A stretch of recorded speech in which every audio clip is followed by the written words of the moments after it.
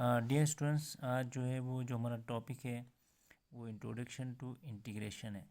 इसमें देखें, सबसे पहले तो हम देखेंगे कि इंटीग्रेशन होता क्या है और उसमें हम कौन से रूल यूज़ करते हैं और इंटीग्रेशन की बेसिक मीनिंग्स क्या हैं और इंटीग्रेशन में जो हम प्लस सी करते हैं किसी भी क्वेश्चन के साथ वो क्यों करते हैं और कौन से रूल्स अप्लाई होते हैं। तो वो सारी चीज़ें हम जो है ना इसके इंट्रोडक्शन के अंदर डिस्कस करेंगे। तो देखिए, सबसे पहले हमारे पास जो इंट्रोडक्शन के अंदर आता है, anti process of derivative is called integration.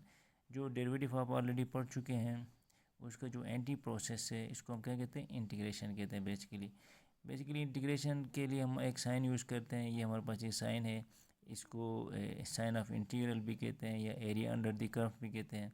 और बेसिकली इंटीग्रेशन की जो एप्लीकेशन है उसमें हम किसी भी फंक्शन का टोटल एरिया फाइंड करते हैं और इंटीग्रेशन जो है हम डिफरेंट फंक्शंस का सम भी फाइंड करते हैं। इसका समीशन के लिए भी हम यूज़ करते हैं।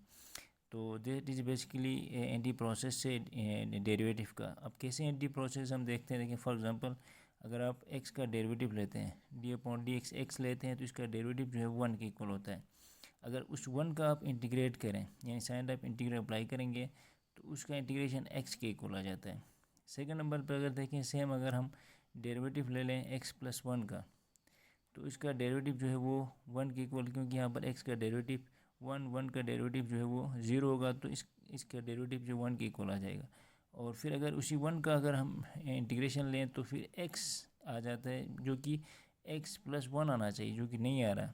तो बेसिकली यहाँ पर देखें कुछ कांस्टेंट मिसिंग हो रहा है ना, तो उस मिसिंग कांस्टेंट को हम फुलफ़िल करने के लिए हम क्या करते हैं, आफ्टर इंटीग्रेशन जो है उसी फंक्शन के साथ प्लस सी करते हैं ताकि जो हमारे पास डेरिवेटिव के अंदर जो कांस्टेंट ज़ीरो हुआ है वो यहाँ पर ज़ीरो ना हो। तो प्लस सी हम हमेशा इंटीग्रेशन के साथ इसलिए लिखते हैं। अब देखें कुछ रूल्स हैं हमारे पास, रूल्स ऑफ इंटीग्रेशन में जो पहला रूल है, साइन ऑफ इंटीग्रल एक फंक्शन है उसके ऊपर कोई पावर है और डी ऑफ एक्स है।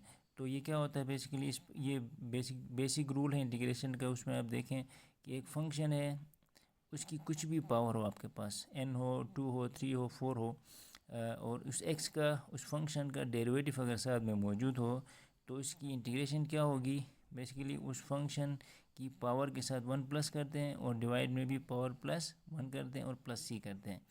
और हमारे पास इसी रूल के हिसाब से हम एक कुछ क्वेश्चंस देखते हैं। फॉर एग्जांपल एक क्वेश्चन है, एग्जांपल है हमारे पास, evaluate sine of integral x³ dx।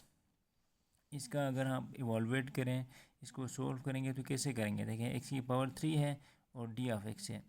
अब यहाँ पर देखें पावर को आप इग्नोर करें, x का डेरिवेटिव 1 जो कि यहाँ पर मौजूद है। आप ये भी कह सकते हैं कि x का डिफरेंशियल dx मौजूद है, या x का डेरिवेटिव भी कह सकते हैं, डिफरेंशियल भी कह सकते हैं। अगर साथ में मौजूद हो तो पावर कुछ भी हो तो पावर के साथ 1 प्लस करेंगे, डिवाइड बाय पावर के साथ फिर डिवाइड में भी 1 प्लस होगा, प्लस सी करेंगे। अब इसको थोड़ा सोल्व करेंगे तो x की पावर 3 + 1 4 हो जाएगा और डिवाइड में भी 4 होगा, प्लस सी। तो ये बेसिक जो है इंटीग्रेशन का बेसिक रूल है जो कि हर क्वेश्चन के अंदर अप्लाई होता है। अब सेकंड इसी से रिलेटेड एक और क्वेश्चन हम देखते हैं। देखिए साइन ऑफ इंटीग्रल है x² + 2x + 3 D of x. हमारे पास यहाँ पर एक सीरीज ऑफ फंक्शन है। तो हम साइन ऑफ इंटीग्रल को क्या करते हैं, बेसिकली इसमें साइन ऑफ इंटीग्रल को x² के ऊपर भी अप्लाई करते हैं, 2x के ऊपर भी अप्लाई करते हैं, 3 के ऊपर भी अप्लाई करते हैं। तो यहाँ पर देखें sine of integral x² dx + 2x dx + 3 dx। अब यहाँ पर हमेशा याद रखें कि जो भी फंक्शन के साथ कोफिशिएंट होगा उसको हम साइन ऑफ इंटीग्रल के बाहर रखते हैं। यहाँ पर कोई भी कोफिशिएंट इसका 1 है तो अब देखें x का डेरिवेटिव या x का डिफरेंशियल dx मौजूद है, इसकी पावर के साथ 1 प्लस होगा, डिवाइड बाय पावर +1। यहाँ पर जो कोफिशिएंट था इसको बाहर रखा हमने, sine of integral x dx, और यहाँ पर भी देखें 3 को बाहर रखें तो अंदर आपके पास 1 dx बचेगा। सेम नीचे देखें यहाँ पर x³ + 3 आएगा +2, और x का डिफरेंशियल जो है कि dx यहाँ पर मौजूद है या इसका डेरिवेटिव 1 भी मौजूद है। तो x की पावर यहाँ पर 1 है, मैक्सिमम पावर, तो x की पावर 1 + 1 डिवाइड बाई 1 + 1 + 3। x का 1 का इंटीग्रेशन जो है वो किसके इक्वल होता है, x के इक्वल होता है। तो प्लस सी आप करें, इसको सोल्व करेंगे तो ये 1/3 x³ + 2x² divide by 2, 2 2 cancel होंगे और ये 3x होगा और प्लस सी। और finally 1/3 x³ + x² + 3x + c इस गिवन फंक्शन का फाइनल इसका आंसर होगा। तो ये बेसिकली जो इंटीग्रेशन के अंदर जो बेसिक रूल है जो इंटीग्रेशन का, उसके थ्रू हमारे पास पहला रूल हमने अप्लाई किया। अब देखें सेकंड रूल जो है ना इंटीग्रेशन का, वो हमारे पास ये है कि एक साइन ऑफ इंटीग्रल है, एक फंक्शन डिवाइड में है और उसका डेरिवेटिव ऊपर मौजूद हो। फॉर एग्जांपल देखें एक्स डिवाइड में है, इसका डेरिवेटिव 1 ऊपर मौजूद है, तो हमेशा उस पर ln अप्लाई होता है, ln दैट फंक्शन प्लस सी। ये हमारे पास इसका एक रूल है, सेकंड रूल हम इसको कहते हैं इंटीग्रेशन का।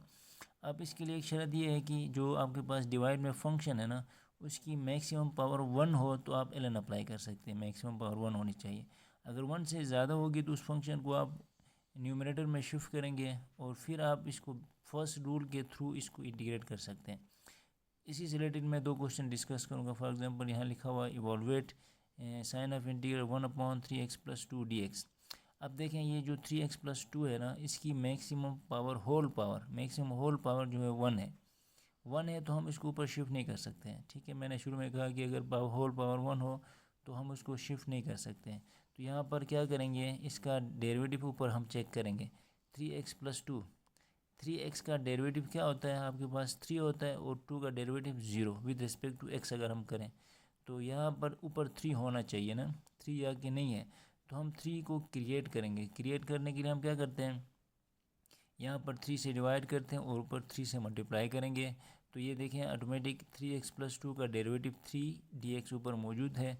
अब हम जो है 1/3 को एज लिखेंगे, ln अप्लाई होगा, जो कि जो मैंने शुरू में यहाँ कहा था कि एक फंक्शन डिवाइड में है उसका डेरिवेटिव ऊपर हो तो हम ln दैट फंक्शन प्लस सी। तो यहाँ पर देखिए ln अप्लाई होगा और ये 3x+2 प्लस सी जो है इस गिवन क्वेश्चन का इंटीग्रेशन का आंसर होगा। सेकंड में क्वेश्चन जो है ना इसी से रिलेटेड है, इसकी अब देखें मैक्सिमम पावर 2 है। फॉर एग्जांपल इवॉल्वेट करना है साइन ऑफ इंटीग्रल 1/3x+2 की पावर 2 dx। अब देखें इसमें आप ln अप्लाई नहीं कर सकते, उसका रीज़न ये है क्योंकि इसकी जो मैक्सिमम पावर है 1 से ज़्यादा है। जब पावर 1 से ज़्यादा हो ना तो आप इस फंक्शन को ऊपर शिफ्ट करेंगे, ऊपर शिफ्ट जैसे कि मैंने किया 3x+2 पावर यहाँ पर +2 है तो ऊपर जाके -2 dx। अब देखें अब इस फंक्शन की जो भी पावर है नेगेटिव है पॉजिटिव है, इसको इग्नोर करें, आप 3x+2 का डेरिवेटिव चेक करें। आप 3x का डेरिवेटिव होता है 3 और 2 का डेरिवेटिव 0। इट मीन्स दैट कि 3x+2 का जो डेरिवेटिव है ना वो आपके पास 3 है, यहाँ पर 3 होना चाहिए, तो जो कि यहाँ पर नहीं है। तो आप 3 को क्रिएट करेंगे, 3 से यहाँ डिवाइड करेंगे, 3 से यहाँ मल्टीप्लाई करेंगे, तो इस पूरे फंक्शन का डेरिवेटिव 3 यहाँ आपके पास क्रिएट हुआ ना। तो आप क्या करेंगे, सिंपली 1/3 एज इट इज़ आएगा। 3x+2 की पावर आपके पास -2 है तो -2 के साथ +1 करेंगे, डिवाइड बाय -2 +1 करेंगे, प्लस सी करेंगे। तो यहाँ पर देखिए 1/3 3x+2 की पावर -1, यहाँ पर डिवाइड में -1 आएगा, प्लस सी आएगा। इस -1 को इससे मल्टीप्लाई करेंगे तो ये क्या बनेगा, -1/3 3x+2 की पावर -1 प्लस सी। तो ये बेसिकली जो है ये फाइनल इसका रिज़ल्ट होगा। यहाँ पर आप इस तरह भी कह सकते हैं कि इस नेगेटिव पावर को अगर पॉजिटिव बनाना है ना तो इसको आप डिनोमिनेटर में शिफ्ट करें तो ये पॉजिटिव होगा, आप यहाँ तक रखें तो भी ठीक है। तो ये बेसिकली आपने जो है ना आप इसमें देखिए मैंने इंट्रोडक्शन आपको इंटीग्रेशन की थी और इससे रिलेटेड 2 रूल्स मैंने आपको पढ़ाए। एक तो ये आपके पास रूल है, एक फंक्शन है इसका डेरिवेटिव साथ में मौजूद हो तो हम कैसे इसको सोल्व करते हैं, एक फंक्शन डिनोमिनेटर में हो उसका डेरिवेटिव न्यूमरेटर में मौजूद हो तो हम इसको कैसे सोल्व करते हैं। तो ये 2 फंक्शन जो है हमने डिस्कस किए और इसके कुछ और भी एग्जांपल्स और भी कुछ रूल्स हैं वो भी डिस्कस करेंगे। इसके बाद जो है हम इंशाल्लाह एक्सरसाइज की जो क्वेश्चंस हैं उसके बारे में हम डिटेल में डिस्कस करेंगे कि क्वेश्चन को। तो आई होप कि आपको ये लेक्चर आपको समझ में आया होगा। तो अगर इससे रिलेटेड अगर आपको कोई क्वेश्चन है तो आप मुझे कमेंट कर सकते हैं और इस हवाले से इंशाल्लाह मैं आपको ज़रूर रिप्लाई करूँगा। Thank you very much.